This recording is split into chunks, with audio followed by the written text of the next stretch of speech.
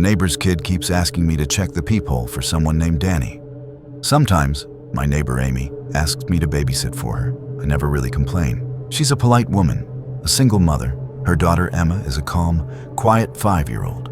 Sweet kid. She mostly obeys me. Sometimes she pouts and tosses her little tea set around, flipping her tiny plastic table when she gets upset. But she has a strange habit. She tugs at my sleeve and whispers, "Can you check the peephole and see if Danny is here?" I figured it was a game, some imaginary friend she invented for her tea parties. I'd humor her and peek through the peephole. Every time it was empty. By dusk, Amy would return from work, thank me, and I'd head home. Recently, while we were chatting after she came back, I casually mentioned the peephole game. Her face changed. "Alex," she said slowly. Her voice didn't match her usual warm tone. "Please, don't do that anymore." She didn't elaborate, just mumbled that it was a habit she wanted Emma to grow out of, but it didn't sit right with me.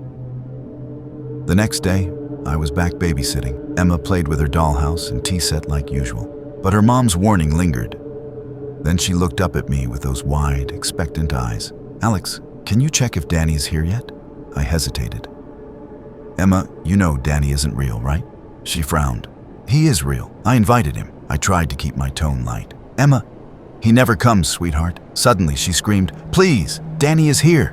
I told him to come." She flipped her tea set, threw cups, tugged my shirt, hitting me with her small hands. I froze. She'd never acted like this. Okay, I said, holding her wrists gently. "I'll check. Just calm down, okay?" I walked to the door, and the closer I got, the more wrong everything felt. The air was still, heavier than before. I swallowed hard and cleared my throat. "Mr. Danny, are you there?" Silence. "See? No one's..." A single, sharp knock echoed from the other side. My skin crawled. Emma's voice was calm behind me. "Mr. Danny doesn't say anything. You have to peek." I stared at the door, hesitated, then slowly lifted 2 fingers to the peephole.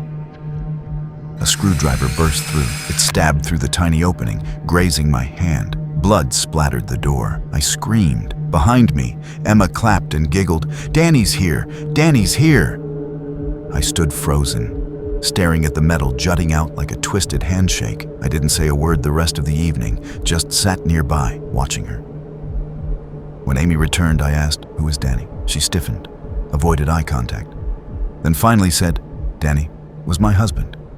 He died a year ago. Emma doesn't know."